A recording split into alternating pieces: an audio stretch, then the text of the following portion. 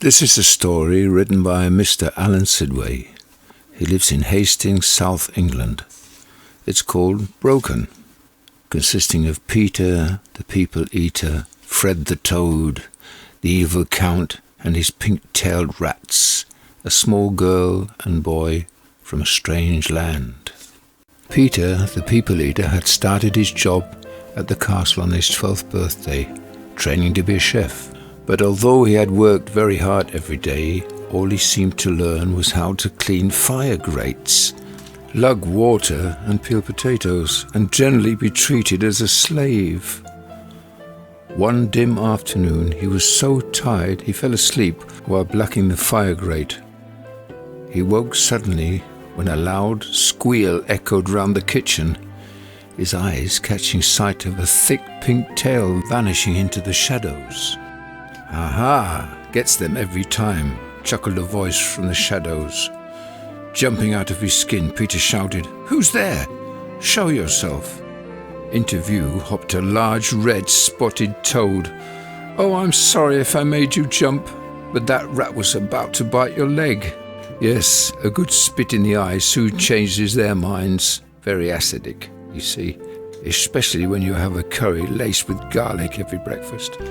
"Oh, I didn't know there were rats in the castle," yawned Peter. "Oh yes, they work as spies for the Count. Upstairs an army of devils guard the Count while he brews trouble." "I never knew there was a Count. I thought it was just the cook and her husband." Peter was amazed at this news. "My name is Fred, and I know that Count is up to no good. We just need the evidence. He's got a mirror machine upstairs, where teams of rats turn a big wheel. This makes sparks fly into the air. As the wheel turns, the mirror's surface becomes a bright picture showing people walking about a different place from around here." "But why doesn't he show himself? How does he get his food?" Peter muttered. "Oh, the cook takes up his food in 3 stacked trays, one for breakfast, lunch and dinner. Now you have arrived, that task will go to you. The cook's a lazy old bag. We have had the Count under observation for 2 years now." Startled Peter said, "Who's we?" Fred sat in a trance, watching a fat fly crawling up the window. His tongue shot out, and the fly was no more. Seeing the horrified look on Peter's face, he whispered, "Sorry about that. It's a toad thing, you know." Where was I? Oh yes. There are 10 special warrior toads hiding in the dark cellars under the castle, and every secret passage is known by us, so we get around the building without being seen. Peter stared at Fred. Spying on the Count for 2 years? What has he been up to? "Well, Peter, we are certain the Count and his rats have almost completed the mirror machine, a means of transporting items from place to place. In this case, human people for eating." Peter said doubtfully, "But people eaters have been meat-free for hundreds of years now. It all seems a bit crazy when we have so many nice things to eat. Conker and berry pie, mushroom nut and caterpillar pudding, baked apples stuffed with wood lice. The list is endless. This is what I want to learn to cook."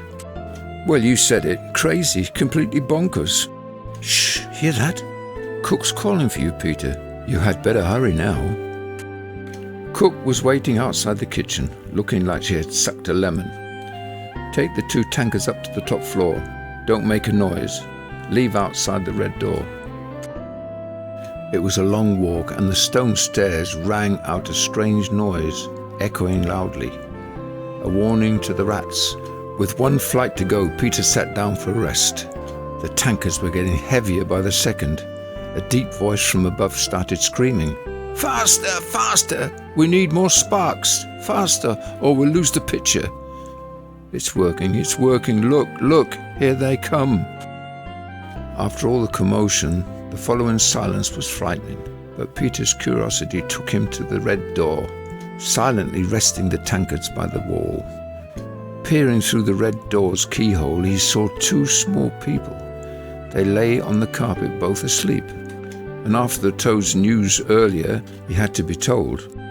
Peter made his way down, sure he was being watched by the pink-tailed rats. Psst! A voice hissed out of a dark corner. "Peter, over here!" Words tumbled quickly from a wide-eyed Peter. "Oh, Fred!" There was shouting from the Count's floor, flashes of lightning under the door. Looking in the keyhole, and I saw 2 small people on the rug. "What's happening? Can we save the little ones?" "We've got to move quickly. It would seem the evil machine works. 2 of my agents found recipe books with the pages turned down. One was a pie, the other a pudding, both made with people." Peter turned. "Let me help, Fred. Those small people looked so helpless. Can we get them home unharmed?" "Okay, can you lift that crowbar? We might need it. Let's go now silently as rats." The little army made their way through tunnels, drains, and a fireplace that revolved. Fred whispered, "We are now in the Count's domain. Follow me. That bright flashing must come from the mirror machine. Yes, there it is." Peter could see the pictures in the mirror's glass, a long green field with weeping willows, creating shade from the bright sun. What is that animal? It's Sniffy, the base of the mirror. "Look, Fred, its head is in the room." With a thud, the animal lay dazed on the rug. With an ugly bellow, the Count grabbed the animal, shouting, "No, no! Away, away!" Tossing the creature into the mirror's glass, it struck the surface like a stone into water. With barely a ripple, it was gone. Seconds later, it reappeared in the other place, safe but dazed. The Count was talking to the small people. "You'll stay here for a little visit, but I don't want you running around, so you will sleep in this cage." One of the little ones started crying, and then the whole world went mad. A bright cloud of sparks spluttered into the air, lighting up the whole room, showing the rats Fred's hiding place. Count, a toad, lurks yonder, rushing forward to capture Fred, failing to see Peter and his crowbar. With a whack, the bar did its work, sending the rat flying towards 6 running others, sending them crashing down like 10 pins. Using the crowbar, Peter broke open the cage door. "You saw what the Count did to the animal. You must jump into the mirror picture, pushing them forward gently," he added. "Now, while the picture is still bright, before it's too late." They vanished into the mirror image, emerging in their own location, sitting in the grass, looking dazed and rubbing their heads. With a scream like a banshee, the Count grabbed the crowbar, surprised at its weight and long length. It slipped from his hands and flew into the air, lit up by another cloud of golden sparks. With a bang, the room was plunged into blackness as the mirror picture vanished. A terrible sound sent the atmosphere as the crowbar hit the now black mirror surface, smashing it to 1,000 pieces. Lighting the candles brought a dim yellow light into the room, and it took a while to work out what had happened.